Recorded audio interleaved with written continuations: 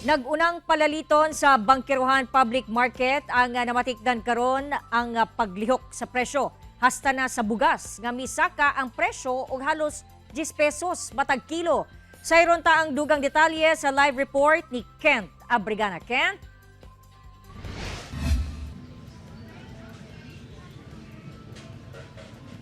Diyan di dunay pag-usbaw sa presyo sa karneng baboy, gulay ug isda dinhi sa Bangkiruhan Public Market.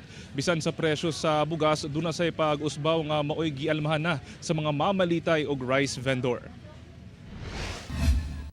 Dakong pasakit para sa 63 anyos nga si Nong Jimmy ang mahal nga presyo sa bugas. Sa 5 ka kilo nga bugas nga iyang gipalit sa Bangkiruhan Public Market sa Davao City, nakabayad na kini og 225 pesos. Mahal kay kanang tag 42, 45 na Akong trabaho, construction lang. Wala. Sa pintura. Dinhi sa Bangkiruhan Public Market, mapalit na sa 47 pesos ang matag kilo sa locally produced nga premium rice gikan sa presyo nga 40 pesos per kilo. Duna sa 7 pesos nga usbaw sa matag kilo sa banay-banay rice nga mapalit na sa 45 pesos per kilo. Og ang red toner nga kaniadto anaa sa 40 pesos ang kilo, mapalit na karon sa 45 pesos ang matag kilo. Gani bisan ang pipila ka retailer naglisod na og balanse sa presyo sa ilang ginabaligya nga bugas. Na dapat natong ihukawon ang atensyon sa atong DA na bilong ta sa agricultural country tapos inaana atong parang nakakahiya. It's so shameful. Sana magising kayo. Sinasahuran kayo ng sapat ng taong bayan. Prove them that you are doing your part. Sumala sa Department of Agriculture 11, baguhay pa lang nagsugod ang harvest season sa mga locally produced rice. Busa, nihit pa ang supply nga mo'y hinungdan sa pagsaka sa presyo ni ini. Kay baloon usab nga nagpatuman og 20% nga increase ang Vietnam sa ilang gina-import nga bugas ug ang rice export ban sa nasod India.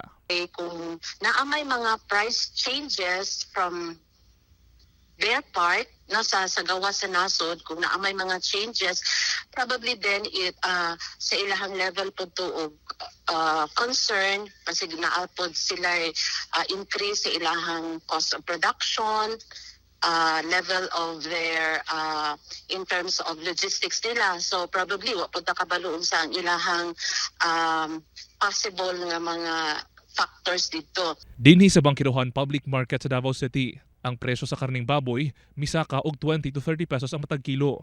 Mapalit na sa 350 pesos per kilo ang pork belly, gikan sa presyo kaniadto nga 330 pesos per kilo. Ang kasim, pork chop o giniling, mapalit na karon sa 290 pesos per kilo. Ang ribs nga kaniadto 300 pesos, karon 330 pesos per kilo na. Kung kaniadto anaa sa 220 pesos ang matag kilo sa pata, karon 250 pesos na. Og ang buto-buto nga mapalit kaniadto sa 150 pesos, karon 200 pesos per kilo na. Rason sa mga retailer, kini tungod sa kamahal sa presyo sab sa ilang supplier. Kay nagmahal man pod ang among kumpra sa supplier, sir.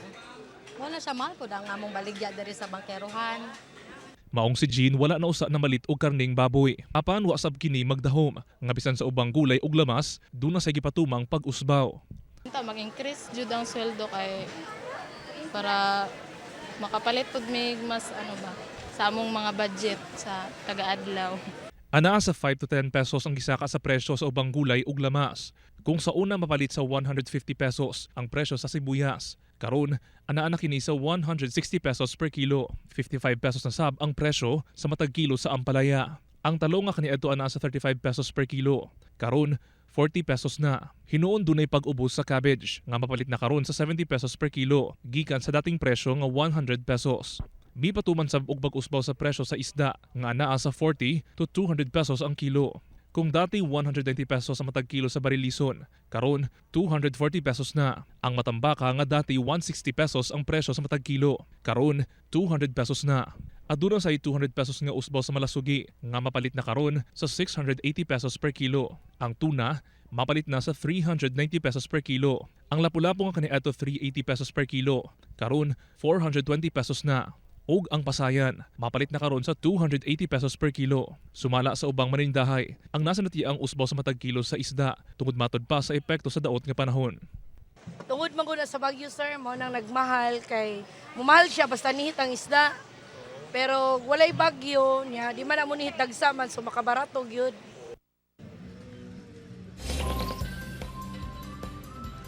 Jandy, sa price monitoring kagahapon sa hapon sa Department of Agriculture, miabot na sa 51 pesos ang presyo sa imported rice.